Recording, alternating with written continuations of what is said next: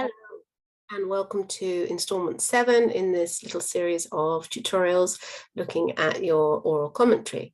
In this installment, I'd like to discuss the idea of the wider body of work, or the WBW. So what do we mean by wider body of work? And perhaps this is glaringly obvious. If so, forgive me, but I think it's important to really make sure we understand what we mean by this term. What we mean is that if it's a novel extract that you've chosen, the novel as a whole. It does not mean the novel as a whole and other works by the same novelist. So, if you've taken an extract from The Handmaid's Tale by Margaret Atwood, you only need to talk about The Handmaid's Tale. You do not need to talk about other works that she's written.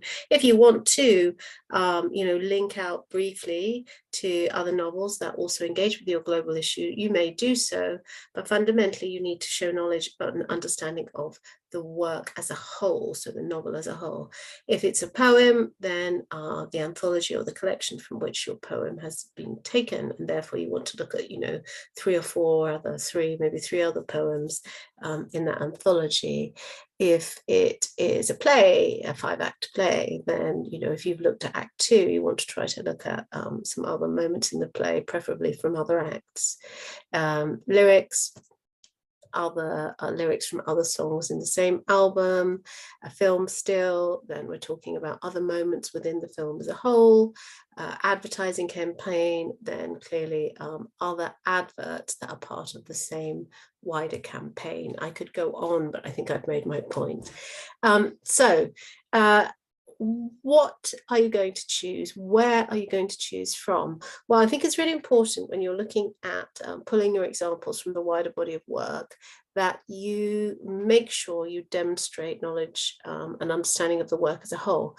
By which I mean, if you are, as I said earlier, looking at a play, looking at Act 2 of a play, then make sure that you refer to a moment in Act 1 and in Act 5, for example. So you show that you have knowledge of this play as a whole, not just of a particular act. Same thing with the novel. It's nice if we've taken an extract from somewhere in the middle, to find an opportunity perhaps to refer to the end.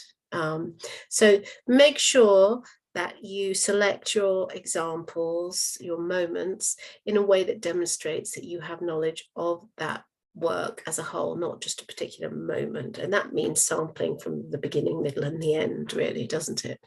In terms of what you're going to discuss, don't forget that as you've explored your extract, you have been able to zoom in and explore authorial choices in detail, and your examiner and your teacher have those extracts there. So your examination, your discussion of, the particular connotations of specific words or choices of diction are very clear and understandable, because I too are able to read the lines that you're analysing.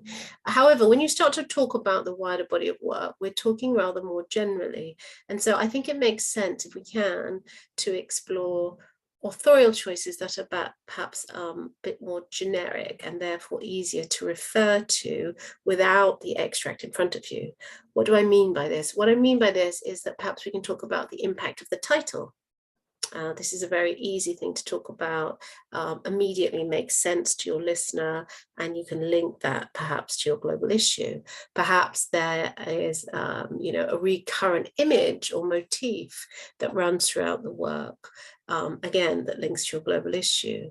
Perhaps the author, the characterization, the development of the character arc is something that you can refer to and link to your global issue.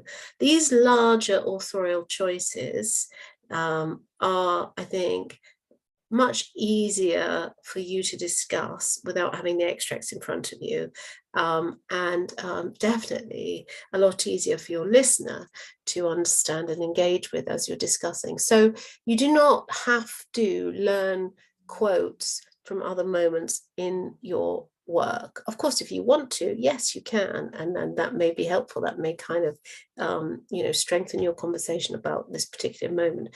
However, those larger authorial choices, I think, are really great places to go when we're looking at what we're going to discuss, when we look at the wider body of work. And yet discussion, of course, has to thread through your global issue and has to, again, engage with choices that the author has made. And this is why I'm saying, why don't we think about those larger choices? We're not zooming in on a line level, but instead we're looking at the larger choices that have been made, as I said, title, characterization, setting, these larger choices that I, your listener, can follow very easily. So I think that I've made that pretty clear. Wider body of work, you're taking from the work as a whole. You want to choose from a selection of moments throughout that work to show that you've read from beginning to end. It's that simple, really. And let's try to talk about the larger authorial choices, always threading our global issue through. And well done if you spotted my Trojan horse in the background. Okay, and bye for now.